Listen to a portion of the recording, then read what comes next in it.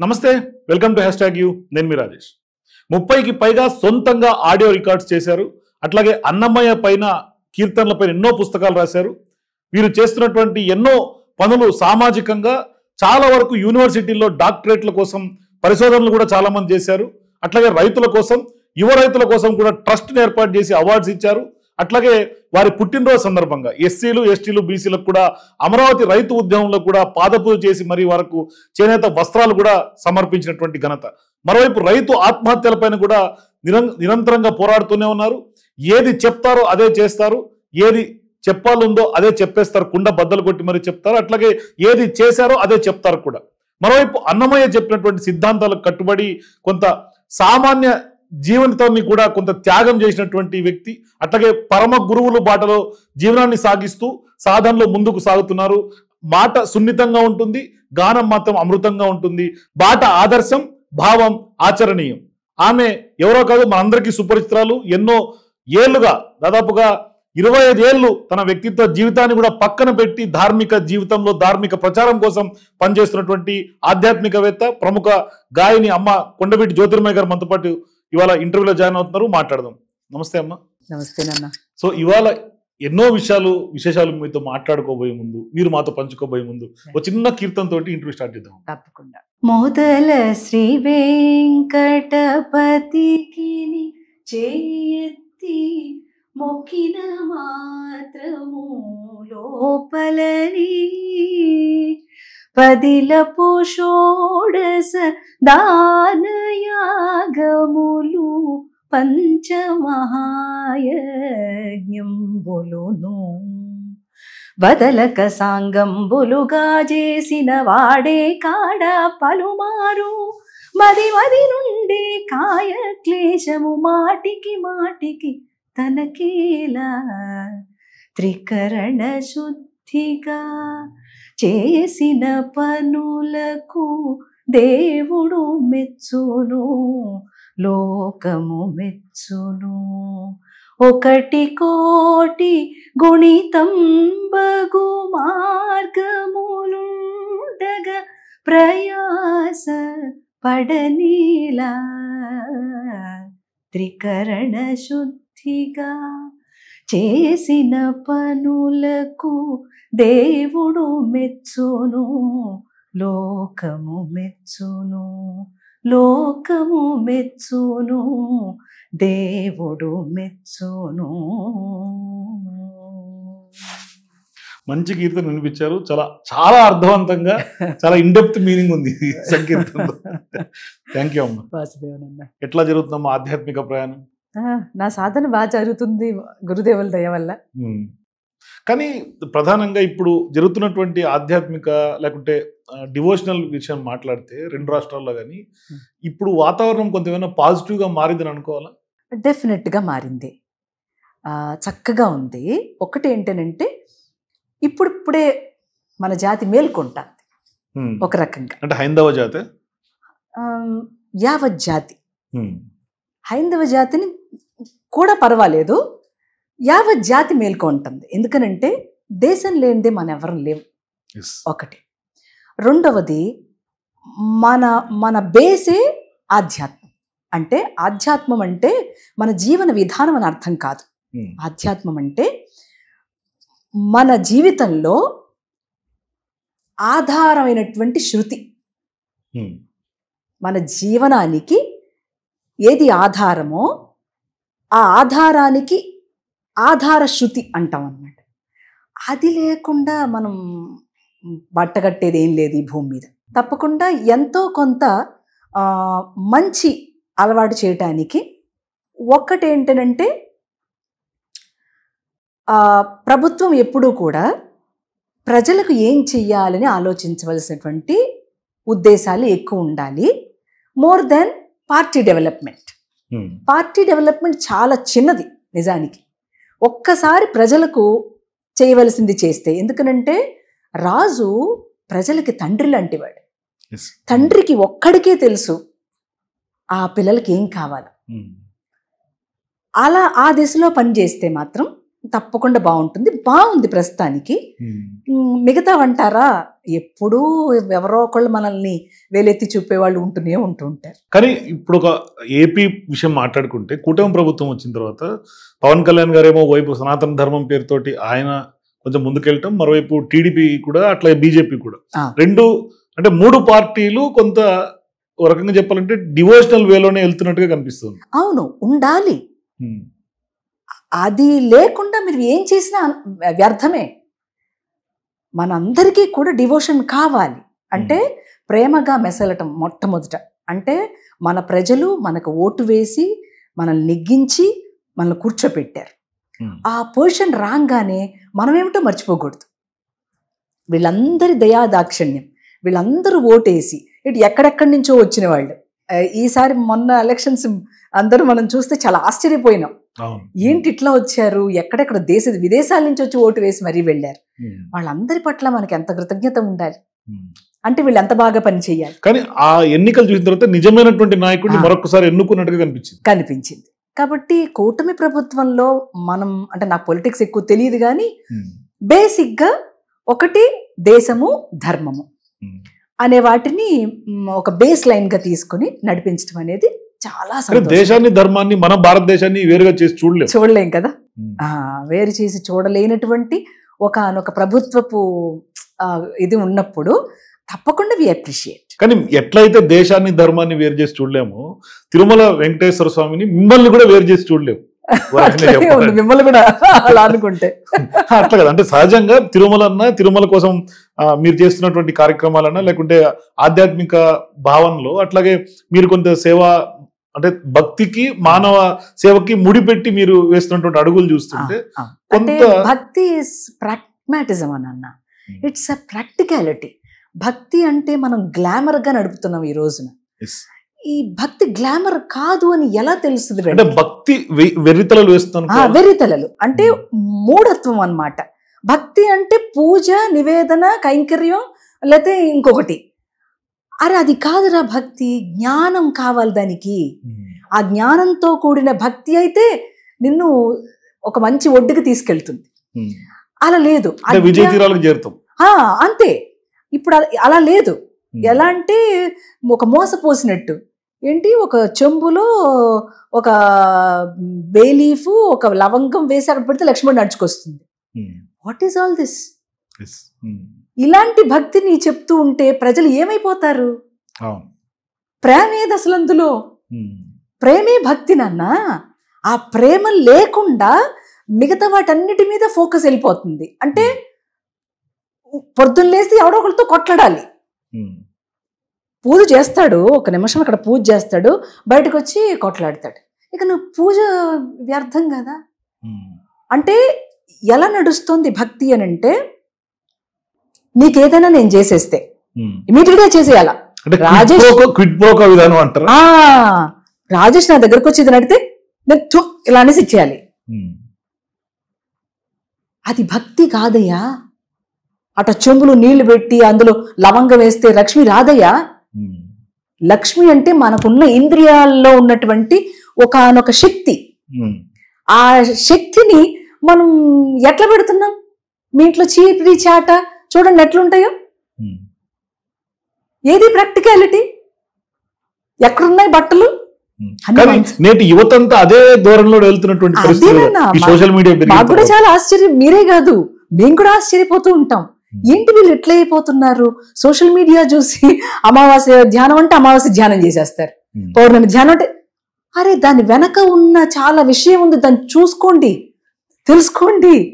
అప్పుడు గాని ఆ రోజు అమావాస్య ధ్యానమో ఆ పౌర్ణమి ధ్యానమో మీకు పట్టుబడుతుంది. అంటే ఇప్పుడు ఎవరన్నా ఆధ్యాత్మికవేత్తలు లేకుంటే బయట జ్యోతిష్యులు చెప్పే మాటలు విని చాలా మంది అరుణాచలం అంటే కొటానికి వెళ్ళిపోతారు, శివుడు కైలాస్ అంటే వెళ్ళిపోతారు, లేదు పూరి జగన్నాథ్ రథయాత్ర జరిగితే వెళ్ళిపోతారు, కోట్లాది కోట్లు వెళ్ళిపోయి అక్కడ తొక్కిసలాట జరుగుతుంది. ఎస్, దట్ ఈస్ వాట్ మనం ఎడ్యుకేట్ చేయవలసింది. అది ధార్మిక క్షేత్రాల నుంచి మనం చేయవలసింది ఏంటంటే బేసిక్ థింగ్స్. బేసిక్ గా మనం ఎట్లా ఉండాలి, బేసిక్ గా. ఇప్పుడు మన క్షేత్రాలు ఉన్నాయండి, A1 టెంపుల్స్ ఉన్నాయి. ప్రతి A1 టెంపుల్ నుంచి ధర్మ ప్రచారాన్ని ఒక రేడియో ద్వారా చేయొచ్చండి. సింపుల్. ఎంత కోట్లు ఖర్చు పెట్టక్కర్లేదు మనం. ఒక చిన్న రేడియో ప్రత్యేకంగా ఏర్పాటు చేసి, ఎందుకనంటే మన దేవాలయాల్లో మత ప్రవక్తలు ఎవరు ఉండరు. ఆ దేవాలయాల్లో మత ప్రవక్తలు కంపల్సరీ. ఉంటారు, కూటమి సభలు జరుగుతాయి. ఎన్ని చేస్తారో. నేనేమంటున్నానంటే ఒక ధార్మికమైన విషయాన్ని ఒక భాగవతంలో చెప్పబడి ఉంది, నారద భక్తి సూత్రంలో చెప్పబడి ఉంది, పతంజలి యోగ సూత్రంలో చెప్పబడి ఉంది. వీటిని కొద్దిగా ఎడ్యుకేట్ చేసిన ఎంత ప్రాక్టికల్ గా ఉండే భక్తి నడుస్తుంది మన దేశంలో. అది ఒక్కటి నేను కోరుకుంటా. అంటే ఇది లోపించిందని చెప్పొద్దు, కొంతమంది చక్కగా చేసేవారు కూడా ఉన్నారు. కాకపోతే ఆ కింది స్థాయికి మనం ఇవ్వాలి. అది ఇవ్వకపోవడం వల్ల మత మార్పిడి. ఇది ప్రాక్టికల్ నాలెడ్జ్. కానీ కొన్ని జరుగుతున్నటువంటి ఘటనలు చూస్తుంటే మన హిందూ మతం మీద ఇప్పటికి కూడా స్టిల్ ఇంకా దాడి జరుగుతున్నట్టుగా జరుగుతాయి. ఎవరికి వాళ్ళు నాకెందుకు, ఎవరికి వాళ్ళు ఏం జరుగుద్ది, మనం చేయకపోతే ఏమవుద్ది. కొత్త ట్రైన్లో చూడండి మీరు, ట్రైన్లో వాడు పాపం బెడ్షీట్లు 2 ఇస్తాడు, దానికి ఒక కవర్ ఇస్తాడు. ఆ కవర్ వాడు అమ్మ బాబుడు సొత్తులాగా కింద పారేసిపోతారు, టీ తాగుతారు, ఆడే పాడేస్తారు. అరే అది నీ ప్రాపర్టీ అయ్యా, ట్రైన్ నీది, బస్సు నీది, అది ఎందుకు రావడల్లా? అది కదా ప్రేమ. దేశం అంటే అది ప్రేమ. అది మర్చిపోయినప్పుడు మీరు ఎలాంటి సంస్కరణలు తీసుకొచ్చినా కుదరదండి. ఇది నాకు తెలిసి అంటే ఇవి ఇన్కల్కేట్ చేయాలనంటే ఎవరైతే చెత్త వేస్తూ ఉంటారో వాళ్ళకి ఫైన్ వేయాలండి. అప్పుడు బోల్డ్ డబ్బులు కలెక్ట్ అయితే ప్రభుత్వానికి ఎన్ని మంచి పనులు చేయొచ్చు. కానీ ఆల్రెడీ కొంతమంది చెత్త మీద కూడా పన్ను వేశారుగా. అంటే ఇది ఎలా ఉందనంటే వాళ్ళ ఇంట్లో చెత్త కూడగట్టి ఒక చోట వేయటం, వీడు అక్కడికి వెళ్తే ఏది సంస్కారం లేదు. అంటే ఇన్బిల్టే అది లేదు, రావడల్లా. నేను డబ్బులు ఇచ్చాను అక్కడ కాబట్టి నేను పడేయచ్చా చెత్త. అంటే మైండ్లో ఇది లేదండి, మెచ్యూరిటీ లేదు. చదువుకుంటారు, లక్షల జీతాలు తెచ్చుకుంటారు, కానీ బిహేవియర్ తెలియదు. కూర్చున్నాం అనుకోండి, ఇక మనం ట్రైన్లో కూర్చున్నాం అనుకోండి, కాళ్ళు ఇట్లా ఆరుజాపు కూర్చుంటారు. ఆడపిల్లలు వెళ్తా ఉంటారు, ఏందో కూర్చోవటం తెలియదా? అంటే ఇది కూడా చెప్పాలనా? ఇట్లే. కానీ ఇప్పుడు తిరుమల వ్యవహారం కనుక చూస్తే ఈ మధ్యకాలంలో వైఎస్ఆర్సీపీ ప్రభుత్వం దిగిపోయిన తర్వాత ప్రధానంగా తిరుమల సెంట్రిక్ గానే రాజకీయాలు నడవడం స్టార్ట్ అయినాయి. అంటే అక్కడ జరుగుతున్నటువంటి వ్యవహారాలని కావాలని కొంత రాజకీయం చేసి కుట్రపూరితంగా కొంత డ్రైవ్ చేస్తున్నట్టుగా అనిపిస్తుంది. మీకేమనిపిస్తుంది? తప్పకుండా. ఎందుకనంటే ఒక్కసారి ప్రభుత్వం యొక్క ఇంటర్వెన్స్ వచ్చేసిందనంటే దాన్ని ఒక పదవిగా చూసుకుని దాని ద్వారా వ్యాపారం నడిపేటువంటి ధోరణి ఇప్పుడు కాదు, ఎప్పటి నుంచో నడుస్తుంది. నాకు తెలిసి 25 ఏళ్ల నుంచి, అంత మునుపు కూడా ఉందేమో, రామారావు గారు ఉన్నప్పుడు కూడా ఉందేమో, మనకు తెలియదు. కానీ ఆయన ఎన్నో సంస్కరణలు చేశారు. ఒక్క రకమైన సంస్కరణ కాదు, ఒక డెవలప్మెంట్ అనే కాదండి, ఆలయంలో జరపవలసినటువంటి ప్రతి కైంకర్యం కూడా ఎంత బాగా ఉండాలి అనే దాన్ని ఆయన చాలా పటిష్టంగా చేశారండి. ఆ తర్వాత ఒక్కొక్కళ్ళు ఒక్కొక్కటి ఏంటేంటో చేసుకుంటూ వచ్చారు. కానీ ఇంకా దాని గురించి మాట్లాడుకుంటే చాంత ఆడవద్దు. కానీ అంటే బిల్డ్ చేయడానికి కష్టం, కానీ స్పాయిల్ చేయడానికి ఎంతండి, ఒక్క పని చాలు. కాబట్టి అది ఎప్పుడైతే పొజిషన్ అనుకుంటారో, పదవి అని అనుకుంటారో కష్టమండి, బాధ్యత అని అనుకుంటారో దట్ మేక్స్ అ డిఫరెన్స్. కానీ ఇవాళ పక్షాలను తీసుకు అడుగులు పడుతున్నటువంటి సందర్భాలు కనిపిస్తున్నాయి కదా, కూటమి ప్రభుత్వం వచ్చింది. కొంచెం వాళ్ళు ఏంటనంటే ఇప్పుడు చూడండి, బోర్డు అనగానే 40 మంది 50 మంది వేసేయకుండా, ఎవరిని పడితే వాళ్ళని వేసేసి, ఎవరు పడితే వాళ్ళు వేయకుండా కొంచెమైనా ఆలోచించి, అంతమందితో అవసరం కూడా లేదు అక్కడ. వాలంటరీ సర్వీస్ కావాలంటే ఇన్వైట్ చేస్తే వచ్చి చేసేవాళ్ళు ఉన్నారు. సో అది అలా కూడకుండా ఉండేటట్లుగా మనం ఈ ప్రభుత్వానికి కూడా చెప్పాలండి. మనం అది కొంచెం బెటర్, అంత ముందు కంటే కొంచెం బెటర్ అని చెప్పుకోవాలి. కాకపోతే మన దేవాలయం మీద ఎక్కువగా చేసేటువంటి ఇదేంటనంటే, మనకేంటనంటే గబుక్కున దూషణ చేయటం, గబుక్కున ఎంత పడితే అంత మాట మాట్లాడడం చేత కాదు. మన సనాతన పరులకు ఏంటనంటే ఎవరిదో కొట్టియాలనో ఎవరిదో తీసేసుకోవాలనో ఎప్పుడు లేదండి. బేసిక్ రూట్ అది లేకపోవటం వల్ల అలా జరిగింది. వాళ్ళకి ఏంటంటే రూట్లోంచి అది నేర్పుతారు. ఇప్పుడు మనం ఏదైనా అన్నాం అనుకోండి, మనం ఊరేసేస్తారు. మనం ఏదైనా చేయగలుగుతున్నాం వాళ్ళని అంటే ఏం చేయలేకపోతాం. కానీ వాళ్ళు మాత్రం మన ధర్మం మీద దాడి చేస్తారు, మరోవైపు మన మతస్థుల్ని వాళ్ళ మతాలకు మత మార్పులు కూడా ప్రోత్సాహం చేస్తారు. అంటే ఇది మనం అవేర్గా ఉండాలండి. వాళ్ళ తప్పు కూడా కాదు. మన పిల్లలకి మన ఇంట్లో మన ఆధ్యాత్మపరమైన లేదా భక్తిపరమైన కొంత ఎడ్యుకేషన్ని మన పిల్లలకి ఇచ్చి తీరవలే. కట్టు బొట్టు అన్నిటిలో ఇస్తే మన పిల్లలు ఆ జిహాద్ లేదంటే అదేంటిది లవ్ జిహాద్ ఇలాంటి వాటికి వెళ్ళరు. ఎప్పుడైతే మనం చెప్పలేదో అరే నువ్వు ఇంజనీరే అవ్వు డాక్టరే అవ్వు అంటున్నాము, వాడికి తెలియట్లా. ఈవెన్ బట్టలు వేసుకొనివ్వండి, నష్టం కాదు. కాకపోతే వాళ్ళకి ఆ రూట్లని మిస్ అవ్వకుండా ఉండేలాగా ఎడ్యుకేట్ చేయవలసిన అవసరం. సో అక్కడ మనం ఫెయిల్యూర్ అయినాం అనుకోండి, మన పిల్లలకి అధోగతి పట్టేస్తాం. కానీ తిరుమల లడ్డు ప్రసాదానికి చాలా ప్రాశస్త్యం. ఆ దేవదేవుడి ప్రసాదం దొరుకుతుందంటేనే చాలా సంతృప్తికరంగా చాలా భక్తిగా భావించి తీసుకునే వాళ్ళు కోటాను కోట్ల మంది ప్రపంచవ్యాప్తంగా ఉన్నారు. కానీ అటువంటి లడ్డు కల్తీ జరిగింది అని ఒక విషయం తెలవగానే మీకేమనిపించింది? ఎందుకంటే మీరు తిరుమలతో అత్యంత ఆప్తంగా ముడిపడి ఉంటారు. మీరు ప్రసాదంలో అంతకుముందు నట్లు బోల్డ్లు వచ్చినాయి కూడా చూసాం మనం. కొంచెం అది బాధాకరమే. అంటే చెప్పుకోవడానికి కొంచెం కష్టంగా అనిపించినా చెప్పక తప్పట్లేదు. అది కష్టంతోనే చెప్తున్నాను. నేనేమంటున్నా, చక్కటి అంటే ప్రసాదం యొక్క వైశిష్ట్యం ఏంటి అసలు? మన సనాతన ధర్మంలో ఉన్న బొట్టు పెట్టుకోవటం, వస్త్రం వేసుకోవటం, ఏమండి ఎలాగ ఆలయానికి వెళ్ళాలి, ఇవన్నీ మనకు చెప్పవలసిన అవసరం లేదు నిజానికి. కానీ చెప్పవలసిన అగత్యం పట్టింది. అంటే ఇది ఎదిగామా పురోభివృద్ధి, ఇది తిరోగమనమా, మనకి అది అర్థం కావాలి బేసిక్. ఇప్పుడు ఆ ప్రసాదాన్ని గురించి ధర్మ ప్రచారాన్ని చక్కగా చేయగలిగితే, అసలు ప్రసాదం అంటే అర్థం ఏంటంటే నాన్న, దయ అని అర్థం.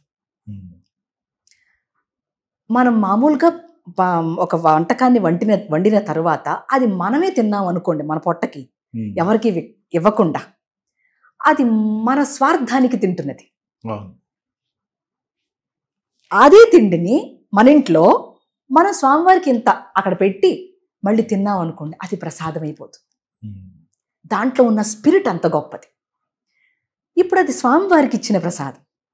మీరు లడ్డులు సంచులకి వేసుకుని వచ్చేసి ఫ్రిడ్జుల్లో పెట్టుకుని తినేసేసి, ఏమండి నాకు ఇష్టం అని చెప్పని అదేదో స్వీట్ పదార్థంలాగా, ఏమండి మా ఇంట్లో ఎప్పుడూ లడ్డు ఉంటుందండి అని చెప్పుకోవడం, ఇదంతా చాలా హేయమండి.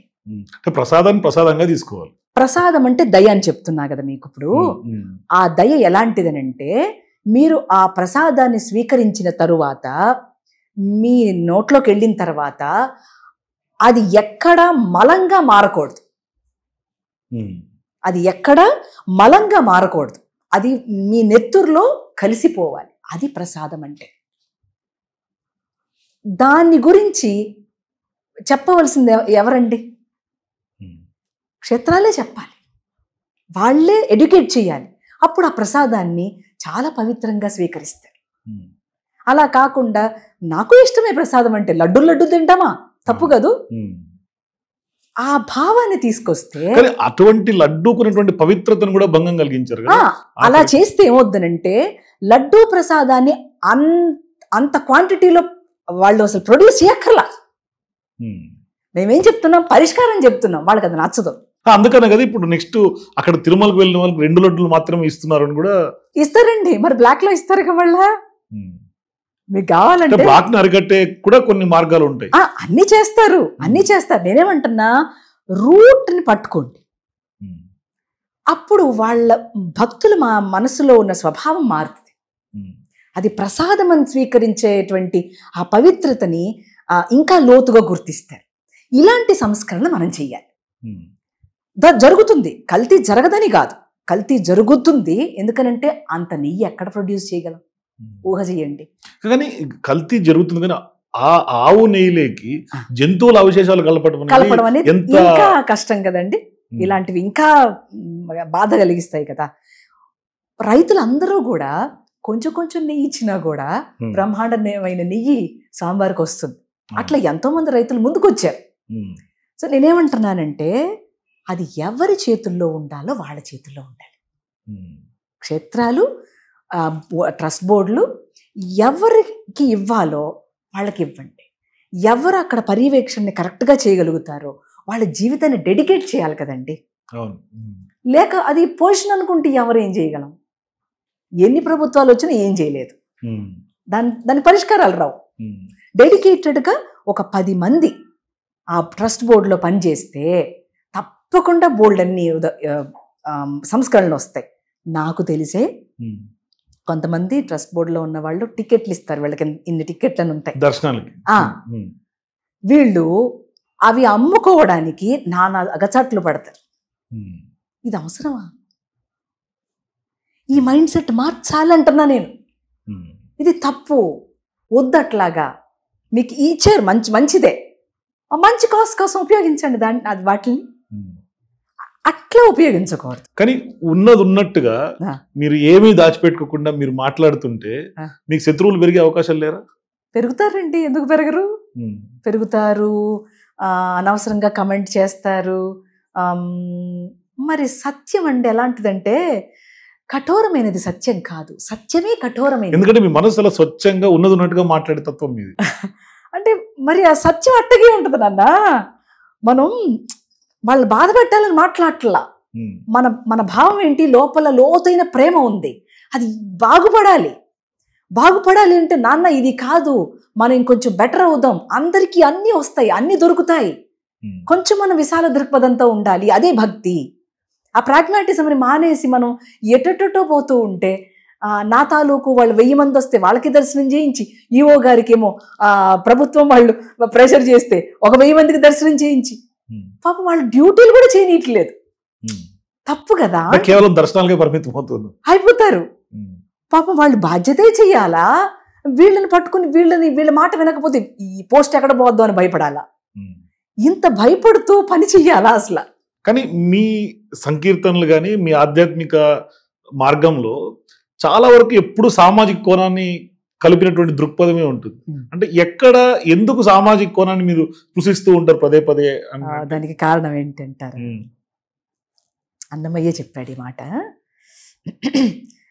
పాత్రదానోత్సవ ప్రదిత వెంకటరాయ ధాత్రీశ కామితార్థ ప్రదాయ గోత్రభిన్మణి రుచిరగాత్రాయ రవిచంద్రనేత్రాయ శేషాద్రి నిలయాయ తే నమో నమో నారాయణాయ నమో నారాయణాయ సగుణ బ్రహ్మణే సర్వపారాయణాయ శోభనమూర్తయే నమో నారాయణాయ నమో. పాత్రదానోత్సవ ప్రేత వెంకటరాయ ధాత్రీశ కామితార్థ ప్రదాయ. మనం స్వామివారికి ఆ ఉత్సవం చేస్తున్నాం, ఈ ఉత్సవం చేస్తున్నాం, నిత్యోత్సవం, పక్షోత్సవం, కళ్యాణోత్సవం, ఎన్నో ఉత్సవాలు చేస్తున్నాం కదా. అవి మనం చేస్తున్నామని మనం అనుకుంటున్నాం. కానీ భగవానుడు మన కోసం ఆ ఉత్సవాలన్నీ ఏర్పాటు చేసి తాను ఉత్సవం జరుపుకుంటున్నాడు. ఉత్సవం మనం చేయట్లేదు స్వామికి, స్వామే మనకు ఉత్సవం చేస్తున్నాడు. ఇప్పుడు ఉన్నదంతా ఆయనే అన్నప్పుడు, ఆ సజ్జన సాంగత్యంలో ఉన్నప్పుడు మీరు ఎవరికి చేస్తున్నారు ఇదంతా? ఈ సేవా దృక్పథం అంటున్నారు, ఈ ప్రేమ అంటున్నారు, ఈ త్యాగం అంటున్నారు. ఎవరికి ఇది? తనకు తనకే.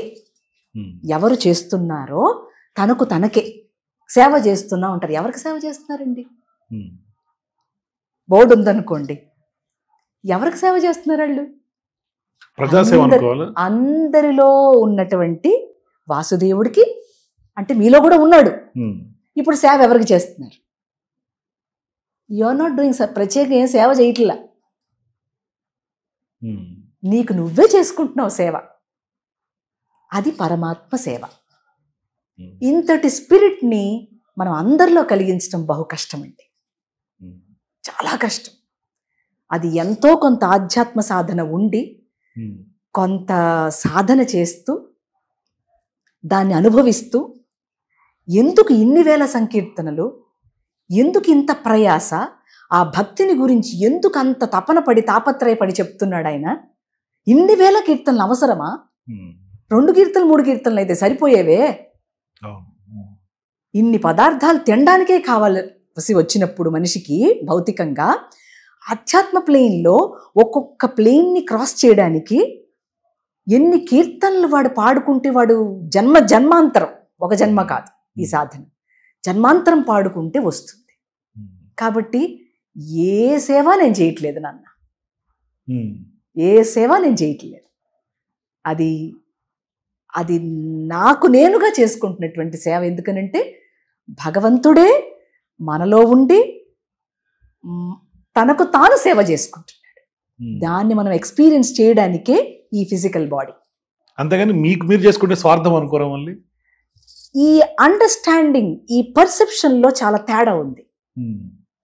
పర్సీవింగ్ లెవెల్లో నేను హయ్యర్ లెవెల్లో చెప్తున్నాను, మీరు భౌతికంగా ఉండేటువంటి విషయం దాని మీద చెప్తున్నారు.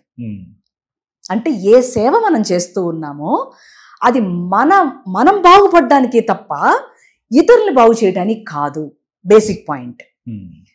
ఆ సేవ చేస్తూ ఉన్నప్పుడు ఎట్లా ఉండాలి, నేను సేవ చేస్తున్నాను అనేటువంటి జ్ఞాపకమే ఉండకూడదు. అది సేవ. ఆ మరపు రావాలి. ఆ మరపు రానప్పుడు తప్పకుండా మీరు అన్నట్టుగానే ఉంటుంది. నేను చేస్తున్నా, నా ద్వారా నేను, నాది నేను వచ్చినప్పుడల్లా కూడా తప్పకుండా ఈగో పాయింట్. ఎందుకనంటే ఈ ప్రపంచం అంతా కూడా ఈగో మీద నడుస్తుంది. అప్పుడు సలహాలు సూచనలు చెప్పినా తీసుకునే పరిస్థితులు ఉండరు. అదేగా తిప్పలు, వచ్చిన తిప్పలే. అది చాలా కష్టం. ఒక్క తాటి మీద నడవటం, లేకపోతే ఒక్క ఆలోచనని అందరూ ఆచరించడం అనేది బహు కష్టం అండి. దేవాలయాల్లో ఏంటంటే ముఖ్యంగా ఒక్కొక్కరు ఒక్కొక్క తీరుగా ఉండేటువంటి మనస్తత్వాలు.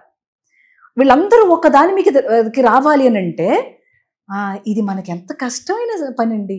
కానీ మీరు చేస్తున్నటువంటి యాక్టివిటీస్ కూడా, ఇప్పటిదాకా చేసిన సేవా కార్యక్రమాలైనా కూడా రైతులు, గ్రామీణ ప్రాంతం, గ్రామీణ అభివృద్ధి, వాళ్ళని ఎన్లైట్మెంట్ చేసే దిశగానే కొంత గతం నుంచి కూడా చేసినటువంటి దాదాపుగా అంటే కొన్ని దశాబ్దాలుగా మీరు చేస్తున్నటువంటి సేవా కార్యక్రమాలు అన్ని కూడా ఈ విధంగానే ఉంటాయి. ఎందుకు రైతులు ఓరియంటెడ్ గా ఉండాలి అంటే, మనకు రామాయణము, భారతము, భాగవతము, సంకీర్తన, భజన, సంప్రదాయము, సంస్కృతి, భాష, కళలు ఇవన్నీ వాళ్ళు ఉండబట్టే బ్రతికేయండి. వాళ్ళు లేకపోతే ఏమి లేదు అసలు. మనకు ఆ రైతుకు సంబంధించిన వృత్తులు, రైతుకు కావలసినటువంటి వసతులు, వనరులు మనం ఏర్పాటు చేసి తీరవలే. ఇది నేను కాదు, నా పిల్లలు వచ్చినా కూడా నేను అదే చేయిస్తాను. రైతును విస్మరించినటువంటి దేశం బాగుపడలేదు బాబు గారు. మనం ఒక రష్యాని చూసాం, పతనమయ్యింది. తర్వాత మెల్లగా కోలుకుందనుకోండి. ఇప్పుడు మిగతా దేశాలు చూడండి, ఎక్కడ రైతుకి ఎలాంటి దీన్ని అంటే వాళ్ళ కాపాడడానికి ఎంత ప్రయాసపడతారో. మన దేశంలో ఎందుకు ఇట్లా ఉందని బాధ నాకు. ఎందుకు వాళ్ళు అంత నిర్లక్ష్యం చేస్తారు? అసలు అతను లేకపోతే మన ఉనికే లేదు. అసలు మన భారత భాగవతాలే లేవు. అసలు ఇవన్నీ బతికింది వాళ్ళ చేతుల్లోనే. అసలు దాన్ని మనం కాదనుకుని ఎన్ని మిద్దెలు కట్టుకున్నా ఏం లాభం బాబు గారు? అవసరం లేదండి. అందుకని వాళ్ళ సంక్షేమం, వాళ్ళ శ్రేయస్సు, వాళ్ళని కాపాడటం, వాళ్ళు చేస్తున్నటువంటి వ్యవసాయానికి కావాల్సినటువంటి పనిముట్లు లేకపోతే సబ్సిడీలు ఎన్ని ఎక్కువ ఇచ్చినా కూడా తక్కువే. కానీ ఇప్పుడు ప్రభుత్వాలతో పాటుగా P4 అనే కాన్సెప్ట్ కూడా ఇప్పుడు ఎన్నైనా రానివ్వండి బాబు గారు, మీరు ఎన్నైనా చేయనివ్వండి, అయినా తక్కువే అవుతుంది. ఎందుకనంటే ఆలోచనలో పొరపాటు వచ్చింది. మనిషి ఆలోచనలో పొరపాటు వచ్చింది. అతను శుద్ధమైనటువంటి వ్యవసాయం చేయడానికి సిద్ధంగా ఉన్నాడు, కానీ మీరు తినడానికి సిద్ధంగా లేరు. మీరు ₹1,00,000 10 లక్షలు సంపాదించాలి, కానీ అక్కడ అతను పండిస్తున్నటువంటి పంటకు మాత్రం మీరు ఎక్కువ డబ్బులు ఇవ్వకూడదు. ఇది ఎంత తప్పు. అతను ఒక గింజ పండడానికి ఎంత కష్టపడతాడో అది రాకపోతే నేనేనండి చూసా వాళ్ళు వ్యవసాయం చేసేటప్పుడు. ఆ సందర్భంలో మబ్బులు కట్టేసినాయి అనుకోండి కోత టైంలో, ఆ రైతు ఆవేదన వర్ణనాతీతం అండి. వస్తుందో రాదో, తడిచిపోతే ఎట దీన్ని కొంటారో, ఆ ఒక్క చిన్న ట్రామా మీరు అనుభవించగలరా? ఇప్పటికీ అనుభవిస్తూ వ్యవసాయం చేస్తున్నాడు. బోడి ఉద్యోగం పీకేస్తేనే మీరు ఓ అల్లల్లాడిపోయి ఊరిలేసేసుకుంటారు. రైతేం ఊరేసుకోవాలా, ఎప్పుడో అప్పులు పాలైపోయి తన వల్ల కాక చేశాడు. అతను కాపాడవలసిన బాధ్యత మనకు లేదా అండి? మన కంప్యూటర్ల మీద కూర్చుంటే కంప్యూటర్ పని చేస్తుంది, అన్నం ఎక్కడి నుంచి వస్తుంది? మీరు పని చేయాలంటే అన్నం కావాలి. ఆ అన్నమే పరమాత్మ. ఆ అన్నాన్ని పండించేటువంటి వాడు, ఆ బ్రహ్మ పదార్థాన్ని పండించేవాడు బ్రహ్మ కాక ఎవరు? అతను చేసేటువంటి సేవ ఏం డబ్బులు పెట్టి కొలుస్తారు, ఏం వస్తువులు ఇచ్చి కొలుస్తారు, ఎన్ని నగలు ఇచ్చి ఎట్లా కొలుస్తారండి? కొలవటానికి లేదు. మరి అతను గౌరవించుకోవాలి. మనం ప్రతిరోజు అన్నం తింటున్న ప్రతి వాడికి ఆ రైతు గుర్తు రావాలి. That is my intention. వెళ్ళండి ఆ క్షీరాబ్ది ద్వాదశి రోజు ఆ రైతుకి బట్టలు పెట్టుకోండి. ఆ మాసమే దానాలకి ప్రతీక. కానీ గతంలో మీరు కూడా అమరావతి రైతులకు కూడా పాదపూజ చేసి పెట్టినటువంటి ఘటనలు, బట్టలు వాళ్ళ సంక్రాంతి రోజు అండి వాళ్ళు ధర్నాలు చేస్తున్నారు. అప్పుడు ఆ రైతులను కొట్టారు. ఎట్లా కొట్టారో నన్ను తీసుకెళ్లి చూపించారండి వాళ్ళని. ఎలాగా వాళ్ళని, పెట్రోల్ బంక్ ఉంది, ఆ వెనకాలంతా తుప్పలే, ముళ్ళు గుచ్చుపోవండి, వాటి మీద నుంచి ఉరికించి ఉరికించి ఉరికించి కొట్టారండి అమరావతి రైతులకి. వాళ్ళ కళ్ళ నీళ్ళు అన్నమాట. ఏమ్మా మాకింత దుస్థితి, మంచి పని చేయడానికి మేము ఇచ్చాం తప్ప మాకేం కావాలని? నువ్వు ఇంటికి ఒక ఉద్యోగం వస్తుంది, మహా అయితే ఒక చిన్న ఇల్లు కట్టిస్తారేమో. ఏమంటే వాళ్ళు ఇచ్చినటువంటి 4 ఎకరాల పొలానికి వాళ్ళకి దొరికినది ఇది 2 కదా. కానీ వాళ్ళు రాష్ట్ర శ్రేయస్సు కోసం ఇచ్చారు కదా. వాళ్ళు ప్రభుత్వానికి ఇచ్చారు. అక్కడ ఉన్నటువంటి ఆ మనుషులకి, అక్కడున్న రాజులకి ఇవ్వాల, మనందరికీ ఇచ్చారు. అది మర్చిపోయాడు రాజు. అది తప్పు. రైతును కొట్టినటువంటి సందర్భం ఎక్కడ ఏర్పడుతుందో అక్కడ ఆ రాజుకి శ్రేయస్సు కాదు, ప్రజలకి శ్రేయస్సు కాదు. అందుకే కదా ఓటమి అనేది రికార్డులో. అంతేనండి, చరిత్రకి ఎక్కినటువంటి ఓటమి. అలానే అనుకోవాలి. తప్పండి. ఎక్కడా కూడా మనం ఎప్పుడూ కూడా అన్నం పెట్టే చేతుల్ని శిక్షించటం కానీ, అన్నం పెట్టే చేతుల్ని కొట్టడం కానీ ఎన్నడూ చేయకూడదు. అతను ఎంత దుర్మార్గుడైనా కానివచ్చు కాక. ఆ ఒక్క పని రాజే స్వయంగా చేస్తే అది బాధాకరం. అది నాకు చాలా కళ్ళల్లో నీళ్లు తిరిగి, అప్పుడు అక్కడ ఉన్నటువంటి కింద వాళ్ళని పిలిపించి వాళ్ళకి పాదాలు సేవ చేసి, పాదాలు కడిగి, మమ్మల్ని క్షమించండి అయ్యా, తప్పు అయిపోయింది, ఎప్పుడూ చెయ్యం ఇట్లాగా. మిమ్మల్ని కొట్టడం అనేది మిమ్మల్ని ఒక్కళ్ళు కొట్టడం కాదు, అందరినీ కొట్టడమే. అది ప్రజలందరినీ కొట్టడమే. ఒక రైతుకి అంతటి అవమానం జరిగింది అని అంటే తల్లడిల్లిపోయానండి నేను. మీరు ఇప్పుడు కూడా ఎమోషనల్ అయిపోతున్నా. అసలు నేను ఉండలేకపోయానండి. ఎప్పుడు వెళ్ళిపోదామా అమరావతి, వాళ్ళని చూసొద్దామా అని 2-3 సార్లు వెళ్ళి వాళ్ళని చూసి, వాళ్ళకి బాటలు పెట్టి, వాళ్ళ పాదాలు కడిగితే తప్ప నాకు శాంతి దొరకల. ఇది అందరి తరఫున నేను చేసింది. అందరూ చేయలేకపోవచ్చు, నేను చేస్తా. ఆ పని ఇప్పటికీ చేస్తున్నా, నేను వదలలేదు. ఆ రైతు నా ఊపిరి ఉన్నంత వరకు, నాకు చేతనైనంత వరకు అతని పాదాలు కడుగుతా, అతనికి బట్టలు పెట్టుకుంటా. కానీ మీరు అన్నారు ఇందాక మనుషుల్లో కూడా కొంత చేంజ్ వచ్చేసింది, ఐడియాలజీలో మార్పు వచ్చింది మీరు అంటున్నారు. కానీ ఇక్కడ ప్రధానంగా భక్తి పెరుగుతోంది. మీరు అన్నట్టుగా భక్తి వెరితలలు వేస్తోంది. చాలా మంది చాలా సోషల్ మీడియా హ్యాండిల్స్ ఫాలో అవుతా ఇక్కడికి వెళ్ళాలి, అక్కడికి వెళ్ళాలంటే వెళ్ళిపోతున్నారు. కానీ వెళ్ళటం, ఆఖరికి తిరుమల వెంకటేశ్వర స్వామి దర్శనం కూడా ఒక చాలా వ్యయ ప్రయాసాల గురించి వెళ్ళిన దర్శనం చేసుకున్న వరకే ఉంటుంది. ఆఖరికి శబరిమల అయ్యప్ప స్వామి దర్శనంకి వెళ్ళినా 40 రోజుల పాటు మండల దీక్ష చేసినా కూడా వాళ్ళు ఆ 40 రోజులు ఉండి తర్వాత మళ్ళీ శరామాములు అయిపోతున్నటువంటి పరిస్థితులు ఉన్నాయి. నేను అదే అంటున్నా, they don't know the spirit of seva, spirit of mala, deeksha, whatever తెలియదు. ఈ 42 రోజులు, 40 రోజులు, 41 రోజు ఏదో పెట్టుకుంటారు వాళ్ళు. అది ఎందుకు అనంటే ఈ 40 రోజులు ఉన్నటువంటి దీక్షని మళ్ళీ అది చెయ్యకుండా వీడు ఉండలేడు. That is the spirit in deeksha. ఆఖరికి తిరుమలకి వెళ్ళినా ఏ టెంపుల్కి వెళ్ళినా దర్శనం చేసుకోగానే బయటికి రాగానే మళ్ళీ అదే అవతరించిపోతున్నాడు. అంటున్నా, ఆ థాట్ లో కరెక్ట్ గా లేదు అది. మళ్ళీ పాత మనిషి. ఎందుకు ఆ దీక్ష పెట్టారు అట్లాగో అనంటే మళ్ళా ఆ 42వ రోజు కూడా నువ్వు అట్లే ఉండాలి. దానికోసం ఈ 40 రోజులు చేసింది. ఈ 40 రోజులు చేసేస్తే ఏం వచ్చేదు. ఇది తెలియాలి. ఇవి మనం నేర్పించుకోవాలి మన పిల్లలకి, పెద్దాళ్ళకి. మీలాగా బలంగా చెప్పేవాళ్ళు కావాలేమో ఇవాళ నేటి సమాజానికి.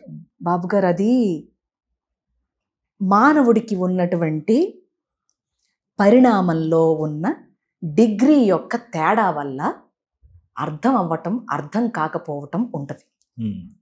It is the degree of evolution that a man has to understand what actually devotion and spiritual path is. So ఇది మనం వర్కౌట్ చేయించాలి అని అంటే పోరాటాలు, ఆరాటాలు, నినాదాలు చేసి చేయకూడదు.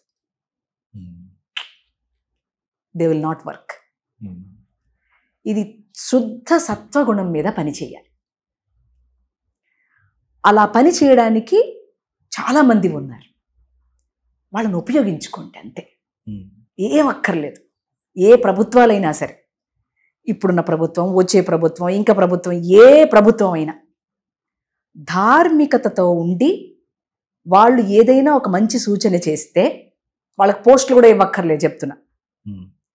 వాళ్ళని ఆ పర్టికులర్గా అది చెప్పినప్పుడు దాన్ని చక్కగా ఇంప్లిమెంట్ చేయడానికి ఏదైనా కొంత ప్రయత్నం చేయండి, అంతే చాలు. కానీ సలహాలు, సూచనలు తీసుకోవాలంటే ఖచ్చితంగా ప్రభుత్వంలో భాగస్వాములు కావాలేమో కదా. ప్రభుత్వంలో భాగస్వాములు కాకుండా కూడా తీసుకోవచ్చండి. వీళ్ళు ఏం చేస్తారంటే ఆ పోస్ట్ ఇచ్చి నోరు మోయిస్తారు. అలా అనుకోవడం లేదు. లేదు అంటే కొంత సమాజానికి కూడా కొంత నేను పూర్తిగా అనడల్లా, ఎప్పుడైనా సగం సగం ఉంటుంది. ఎందుకని వీళ్ళకి ఆ కృతజ్ఞత ఉంటుంది. ఇచ్చారు పోస్ట్ అని వాళ్ళు కొన్ని చెప్పలేరు. పోస్ట్ ఇవ్వకుండా సలహాదారుగానో ఇంకో దానికోనో మరో దానికో ఉండొచ్చుగా. సలహాదారులు ఇస్తారండి, ఇప్పటికీ ఇస్తారు. నేను అదే అనేది, ఇప్పటికీ ఇస్తారు కానీ పాటించరు. వాళ్ళు 10 చెప్పనండి బాబు గారు, 2 ఇంప్లిమెంట్ చేయండి చాలు, ఏమొద్దు. అది చేయరంటన్నా. వింటారు, బాగుందండి అంటారు, అంతెందుకు నేనే ఇచ్చా. అయ్యా, తిరుమల తిరుపతి దేవస్థానం నుంచి రైతుకి ఇత్తనం ఎరువు ఇవ్వండి. గర్భిణీ స్త్రీలు ఉంటారు డౌన్ ట్రాడెడ్గా, ఆ గర్భిణీ స్త్రీలను పట్టుకురండి దేవస్థానానికి. చక్కగా వాళ్ళకి ఈజీ చైర్లు వేయండి, వాళ్ళకి మంచి కథలు చెప్పండి, సంకీర్తన పాడి వినిపించండి, హరికథలు చెప్పించండి. వాళ్ళు మంచి అట్మాస్ఫియర్లో ఉంటారు 1-2 నెలల పాటు. అన్నం పెట్టడం పెద్ద విషయం కాదు దేవస్థానానికి, తల్లులకి. మంచి బిడ్డలు, మంచి జనరేషన్ వస్తుందని చెప్పి నచ్చుతుంది. దేవాలయాల్లో ప్రవచనకర్తలు పెట్టండి, ఒక దేవాలయానికి ఉండాల అంతే. వచ్చినప్పుడు ఆయన చెప్తాడు, పిల్లలందరినీ కూర్చోబెట్టుకుని, పెద్దవాళ్ళందరినీ కూర్చోబెట్టుకుని చెప్తారు ఆయన. అది దేవాలయానికి వెళ్తే వింటారు, మీరు యూట్యూబ్లో చూస్తే ఏం వినరు. ప్రత్యేకంగా ఛానల్స్ కూడా పనిచేస్తున్నాయి కదా కొన్ని. అదేనండి, those are all glamours, working on glamour. Working on glamour కాదు, మనకి బేసిక్ ఎడ్యుకేషన్ కావాలి. భక్తిలో బేసిక్గా ఉండేవి కొన్ని కావాలి. ఆడికొచ్చి కొట్టేసుకునే వాళ్ళేరా క్యూలలో. కొట్టుకున్న వాళ్ళు ఉన్నారు, ఆఖరికి దాన్ని రాజకీయం చేస్తున్నారు, చనిపోతున్నటువంటి వాళ్ళు, తొక్కిసలాటలు. దానికి కారణం ఏంటి? వ్యక్తిలో సరి అయిన క్రమశిక్షణ లేకపోవడం వల్ల, ఓర్పు లేదు. ఇవి ముందు దేవాలయాల్లో, మన ఇంటి పరిసరాల్లో ఉన్నటువంటి A1 టెంపుల్స్ ఏవి ఉంటాయో అక్కడ నేర్పాల, వాళ్ళు తయారు చేయాలి. చేస్తే అక్కడికి వెళ్ళినప్పుడు వాళ్ళెవరన్నా కొట్టుకుంటున్నప్పుడు వీళ్ళు అట్లా ఉండకుండా, వీళ్ళకి దర్శనం లేకపోయినా పర్వాలేదు, ఈ కొట్లాటను ఆపాలి. That will be the spirit of a real devotee. కానీ ఇప్పుడున్న సమాజానికి రిక్వైర్మెంట్ మీలాంటి వాళ్ళు కదా, మీకు గనక కూటమి ప్రభుత్వం సలహాలు సూచనలు ఇవ్వమని కోరితే మీరు ఎట్లా దాన్ని రిసీవ్ చేసుకుంటారు? నేను ఏమైనా పనికొస్తానంటారా? అయ్యో, అంత మాట అన్నారేంటి? ఏమో మా బొట్టాళ్ళం పనికిరామే. ఎందుకు అలా అనిపిస్తుంది మీకు? అంటే వీఆర్ మోర్ ప్రాక్టికల్. థియరీ చెప్పడం కంటే ప్రాక్టికల్గా చేద్దాం అంటాం. అది వాళ్ళకి నచ్చదు. ఇక్కడ ఇన్ని కోట్లు ఖర్చు పెట్టాలి అట్ట అంటారు. వాళ్ళు చేసే అనవసరమైనటువంటి ఖర్చులకి ఎవ్వరు మాట్లాడరు. బేస్ని మార్చుదాం అయ్యా అంటాం మేము. మూలంగా వచ్చి పని చేసుకుందాం అంటాం. ఎందుకంటే ఇప్పుడు ఉన్నటువంటి కూటమి ప్రభుత్వం మళ్ళీ అధికారంలోకి వచ్చిన తర్వాత ప్రధానంగా టీటీడీ ప్రక్షాళన దిశగా అడుగులు వేయాలనేది ఒక చాలా సీరియస్ గా అడుగులు వేస్తున్నటువంటి క్రమం కనిపిస్తుంది. దానికి మేము ఎప్పుడూ కూడా చాలా సంతోషపడతాం. రావాలి అట్లాంటి వాళ్ళు ఒక 10 మంది ఉంటే ఆ 10 మంది తాలూకు మంచి సూచనలు, అంటే ఒక ధార్మికతకి అంటే భక్తికి కావలసినటువంటి బేస్ని ఏర్పాటు చేయటమే కాకుండా, అంటే దాన్ని మ్యానిపులేటివ్గా కాకుండా, it should not be manipulated at all. మీడియేటర్లు ఉండి దాన్ని చెత్త చేయటం అట్లా ఉండకుండా ఉండేలాంటిది ఏదైనా కొంత దూరమైనా నడపగలిగితే ఇప్పుడు ఉన్న కూటమి ప్రభుత్వం, మేము దానికంటే సంతోషపడింది ఏమీ లేదు. కానీ ప్రధానంగా అందరూ కోరుకుంటుంది ఏంటంటే ఇప్పుడు ఎట్లయితే వచ్చారో మళ్ళీ అటువంటి రాక్షస పాలన వద్దు, మళ్ళీ 2029లో మళ్ళీ కూటమి ప్రభుత్వమే రావాలని చాలా మంది ప్రజలు కోరుకుంటున్నారు. దానికి మీలాంటి వాళ్ళు సహకారం, తోడ్పాటు కూడా అవసరం. ధార్మిక సేవలు, ఎందుకంటే తిరుమల చుట్టూత రాజకీయం జరుగుతుంది కాబట్టి కొంత ప్రచారం ఏంటంటే మీరు కూడా కొంత భాగస్వామ్యం అయ్యే అవకాశాలు ఉన్నాయి, ఆ దిశగా ఆలోచిస్తున్నారు ప్రభుత్వ పెద్దలు కూడా అని కొంత ప్రచారం జరుగుతుంది. అయ్యో నాకు తెలియదండి అసలు. I'm not aware. ఒకవేళ వాళ్ళు కనుక మిమ్మల్ని కోరితే, రిక్వెస్ట్ చేస్తే మీరు స్వీకరిస్తారా? అంటే అక్కడ ఏ ఫ్రీడము లేకుండా నాకు పోస్ట్ ఇచ్చే లాభం అండి. మళ్ళీ ఏలు ముద్రగాళ్ళలాగా ఉంటా నేను అక్కడ. అంతకంటే ఏముంటుంది చెప్పండి. అట్లా కాకుండా నా ఆలోచనల్ని కనుక వాళ్ళు అప్లై చేస్తాము అని అంటే కనుక ఆలోచిస్తా. అంటే రియాలిటీలో ఉంటే ఖచ్చితంగా ఏ ప్రభుత్వం తీసుకుంటుంది కదా. ఇప్పుడున్న ప్రభుత్వం మరీ ముఖ్యంగా చాలా వరకు రియాలిటీకి దగ్గరగా పనిచేస్తున్నటువంటి క్రమం కనిపిస్తుంది. అంటే గతంలో ఉన్నటువంటి అప్పటి ఓల్డ్ చంద్రబాబు గారికి ఇప్పుడు ప్రజలకు మమేకమవుతున్నటువంటి విధానం చూస్తూ ఉంటే కొంత ప్రజల్ని హక్కును చేర్చుకుంటున్నారు. ఆయన కూడా ఈ వయసులో కష్టపడుతూ ఉన్నారు. అంటే నేనేమంటున్నా, నాకంటే సీనియర్స్ ఉన్నారు, వయసులో పెద్దవారు, శాస్త్రంలో పెద్దవారు, అనుభవంలో పెద్దవారు. వీళ్ళని కనుక ఏర్పాటు చేస్తే మొట్టమొదట బాగుంటుంది. వాళ్ళు మాకు సూచనలు ఇచ్చారనుకోండి, మేము పనిచేస్తాం, అది బాగుంటుంది. ఎందుకనంటే ఇది ఒక చక్కదైన పాఠం మన సమాజానికి. పెద్దల నుంచి మనం వేరుపాటుగా ఉండి మనం చెయ్యకుండా ఒక మంచి గురుతత్వంతో మెలిగేటువంటి ఒక పెద్దల్ని పూజనీయ భావంతో చూసే ఒక ప్యాటర్న్లో మనం నడవాలి అనేది. రెండవది, ఎట్లాగో మళ్ళీ మేము తయారు చేస్తాంగా, అట్లా ఉంటే బాగుంటుంది అని నేను అనుకుంటున్నాను. నెక్స్ట్ జనరేషన్స్ ఒక వరం లాగా అట్లాగే ముందుకు పోవాలనేది. అట్లా అంటే పెద్దలకు చెప్పడం వేరండి. మేము ఇంకా పెద్దవాళ్ళు అవడానికి ఇంకో 10 ఏళ్ళు పడుతుందేమో మరి. మేము జస్ట్ 50 క్రాస్ చేసాం అంతేగా. రీసెంట్ టైమ్స్ లో మనం హైందవ ధర్మం మీద దాడుల గురించి మాట్లాడుతూ ఉన్నాం. రీసెంట్ గా ఒక rap singer, Canada rap singer Kalimata ఒక అటైర్ తోటి, అంటే మొత్తం బ్లూ కలర్ పెయింట్ అవతార్ లాగా చేసుకొని సిలువని నాకటం, సిగరెట్లు కాల్చటం, ఇటువంటి దాని మీద మీ ఒపీనియన్ ఏంటి? అసలు ఎందుకు ఈ విధంగా చేస్తున్నారు? అంటే ఆమె మళ్ళీ ఎక్కడ రిగ్రెట్నెస్ లేదు, దాన్ని వీడియోని దేశమంతా డిమాండ్ వచ్చినా కూడా తీసే పరిస్థితి లేదు, వీడియోని డిలీట్ చేయట్లేదు. కానీ మన వాళ్ళందరూ కూడా ఇంకా సైలెంట్ గానే చాలా వరకు మౌనంగా ఉంటున్నటువంటి పరిస్థితులు ఉంది. ఎందుకు సైలెంట్ గా ఉండాలి? అట్లాంటి వాటిని డిలీట్ చేసేంత వరకు సోషల్ మీడియా పనిచేస్తూనే ఉండాలి.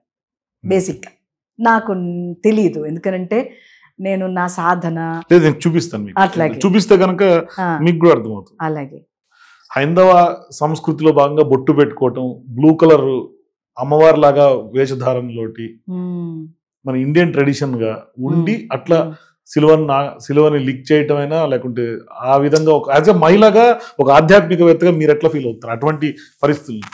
ఇది చాలా ఒక హేయమైన పని. మొట్టమొదట మానవుడు అన్నం తింటున్నవాడు, ఇంకొకరిని మనం దూషణ చేయటం అనేది కూడదు. అది మతం పేరుతో అసలు చేయకూడదు. ఎందుకనంటే బేసిక్గా మనం మనుషులం, ఆ తర్వాత మతం పుట్టింది. మానవుడుగా మనం స్పందించవలసినటువంటి తీరులు కొన్ని ఉన్నాయి. అదేంటనంటే ప్రేమ. ఆ స్పందనకి స్పందించిన వాడు ఎవ్వడు లేడు.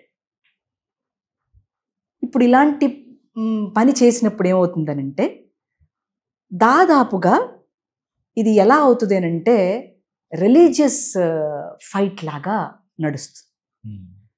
సో ఒక స్పిరిచువలిస్ట్ రిలీజియస్ ఫైట్కి ఇష్టపడ్డా బేసిక్. అయితే ఇలాంటి వాటిని ఉపేక్షించకూడదు. ఎందుకనంటే అధర్మం అధర్మమే. అధర్మాన్ని కొట్టాలి, మన చేతకాని వాళ్ళలాగా ఉండకూడదు. అలా అని చెప్పని వాళ్లకు చెప్పే విధంగా, ఏది చట్టబద్ధంగా చేస్తే, కొన్నాళ్ళు జైల్లో పెడితే, కొంచెం చెప్పకూడదు తింటే బాగుంటుంది. కానీ ఇప్పుడు మీరు అన్నట్టుగా ధర్మ ప్రచారం దిశగా అడుగులు వేయాలి అన్నారు. సో నెక్స్ట్ 2029లో మరీ ప్రజలు కోరుకుంటున్నట్టుగా ఈ కూటమి ప్రభుత్వం రావాలంటే ఎటువంటి ధర్మ ప్రచారం చేస్తే, ఎటువంటి సంస్కరణలు తిరుమలలో చేస్తే వాళ్ళకి కొంత, అంటే ఎందుకంటే ప్రతిదీ తిరుమల చుట్టూతోనే కొంత తిరుగుతున్నటువంటి క్రమంలో, అంటే భక్తి మార్గంలో ప్రజలందరూ ఆలోచిస్తున్నటువంటి నేపథ్యంలో ఎటువంటి సంస్కరణలు మార్పులు చేస్తే కొంత ప్రజలు స్వీకరించే అవకాశాలు ఉంటాయి? తప్పకుండా చాలా చేయాలండి. మనం ధార్మికంగా ప్రజలకి ఎంతో ఎడ్యుకేషన్ ఇవ్వాలి. అంటే ప్రభుత్వం రాకపోవడం మంది కాదు. ఎందుకంటే వాళ్ళు చేసే మంచి పనులు బట్టి వాళ్ళు వస్తాం, రాకపోవడం అనేది ఉంటుంది. ఇక్కడ ధార్మికంగా ఎప్పుడు కూడా ప్రభుత్వం మీద చాలా పెద్ద పని ఉంటుంది. ఒక స్పిరిచువల్ పాత్ని డెవలప్ చేయడానికి రాజు ఎంతైనా చేయాలండి, దాన్ని ఎక్కడా విస్మరించకూడదు. ఇప్పుడు సెక్యులర్ అన్నాం కాబట్టి ప్రాబ్లం వచ్చింది. That is the basic hurdle for us. దాన్ని మనం ఛేదించాలి, భేదించాలి అని అంటే అది ఇండివిజువల్ సంస్కరణగానే జరగాలి తప్ప ఒక గ్రూప్ని మనం బాగు చేద్దామంటే కుదరదు. ఇండివిజువల్గా ఎవరికి వాళ్ళకి ఎస్ ఇప్పుడు ఇది రావటం వల్ల మన దేశం మన చేతుల్లో ఉంటుంది. మన యోగిక్ పాత్ ఏంటనంటే యోగా ఈజ్ డిసెప్టివ్ అండి. యోగం పుట్టిన దేశం ఇది. ఎంతోమంది మహాత్ములు నడయాడిన చోటు, సిద్ధులు, మునులు, అవధూతలు ఇప్పటికీ మనం చూస్తూ ఉంటాం. వీళ్ళందరూ నడిచిన చోటుని ప్రభుత్వం ఎంత బాగా చూసుకోవాలి. సెక్యులర్ పేరుతో మనం అప్పుడప్పుడు కుక్కల్లాగా ప్రవర్తిస్తూ ఉంటాం. అవి దాన్ని కూడా ఏమనుకోవద్దు. అందువల్ల ఏమవుతుందంటే బేసిక్ పాయింట్లో ప్రభుత్వము కొంచెం వెనక అడుగు వేసి వస్తుంది ఒక్కొక్క చోట. మనం ఆలోచించాల్సినటువంటి ఇది వచ్చిందనమాట. మొట్టమొదటి నుంచి ఎంతో కొంత మనం నిర్మూలించాల్సిందో, లేకపోతే ఎక్కడో చోట దానికి ఒక ఫుల్ స్టాప్ పెట్టవలసిందో, దానికి మొట్టమొదట మోడీ గారు ఒక మంచి పని చేశారు. అక్కడి నుంచి వచ్చేటువంటి ఫండ్స్ని ఆపడం, అలాంటివి చాలా చేశారు ఆయన. మనకి చాలా తెలియదు. అలాంటి చేయడం వల్ల కూడా మన ప్రజల్లో కొంచెం దేశభక్తి ఒకటి పుట్టింది. Other than religion. అంటే రిలీజియస్గా మౌఢ్యంగా ఉండేవాళ్ళు కూడా ఉంటారనుకోండి అదర్ రిలీజియన్స్లో. అలా కాకుండా చాలా బాగా ఇప్పుడు దేశభక్తిని గురించి చక్కగా ఒక సద్భావన వచ్చింది. ఆ గుడ్ విల్ వస్తుంది ఇప్పుడు. దాన్ని ఇంకా బెటర్గా చేసుకుంటారా లేదా అనేది వాళ్ళ పూచి. కానీ ఆ దేశభక్తిని కూడా రాజకీయంగా వాడుకుంటున్నారని విమర్శించే వాళ్ళు ఉన్నారు కదా. అలా విమర్శించడానికి నేనేమంటున్నా, వీళ్ళకి తెలియాలి. బేసిక్గా మానవుడికి ఆ ఆలోచన తప్పు. ఎస్, ఒక జర్మన్, ఒక రష్యన్, ఒక అమెరికన్ వాడి దేశాన్ని బాగా పటిష్టంగా పెట్టుకోవడానికి ఎన్ని రకాలుగా కృషి చేసుకుంటున్నాడు. భాష ఎన్ని రకాలు, మాకు పక్కన స్టేట్లే ఎంత బాగా చేసుకుంటున్నాయి. తమిళనాడు కానీ కర్ణాటక, సౌత్ ఇండియాలో అంటే వాళ్ళ భాష అంటే ఎంత పిచ్చాళ్ళకి. మనం మాత్రం ఇంగ్లీష్లో మాట్లాడుకుంటాం, తెలుగుడు మాత్రం ఎందుకు పనికిరాడు తెలుగుడు. మరి అప్పుడు ఎక్కువగా రాజుకు చాలా పని ఉంటుంది కదండి. ధార్మికంగా వీళ్ళు ఎట్లా డెవలప్ చేయాలి, చేస్తే ఆ మూలంలోకి ఎప్పుడు టచ్ అవుతామో దేశం తెలుస్తుంది. దేశం లేకపోతే రిలీజనే లేదురా అబ్బాయి. దేశం కావాలా, అప్పుడు మనం రిలీజన్గా ఏదైనా మాట్లాడుకుందాం. మనకేమవుతుందనంటే బేసిక్స్ మిస్ అయిపోతున్నాం, పైన వాటి మీద పోరాటం చేసేస్తున్నాం. అప్పుడు ఏమవుతుంది, మనిషి మూలాలు వదిలిపెట్టి పైన సోకులను పట్టుకుంటా సంకుచితమైన మనస్తత్వాలు ఏర్పడిపోతున్నాయి. కాదు, దేశం ముఖ్యం. అది ముస్లిమా, క్రిస్టియనా, జ్యూ ఏం కాదు, అసలు దేశమే కావాలి. ఆ దేశానికి ఎలాంటి నష్టం జరుగుతున్నా కూడా వెంటనే దాన్ని ఎట్లాగా తీయాలి. ఆ పాకిస్తాన్ వాళ్ళందరూ వచ్చేసి మన దేశంలో ఉండి ఉత్తగా తింటూ ఉంటేటండి మన రేషన్ బియ్యం.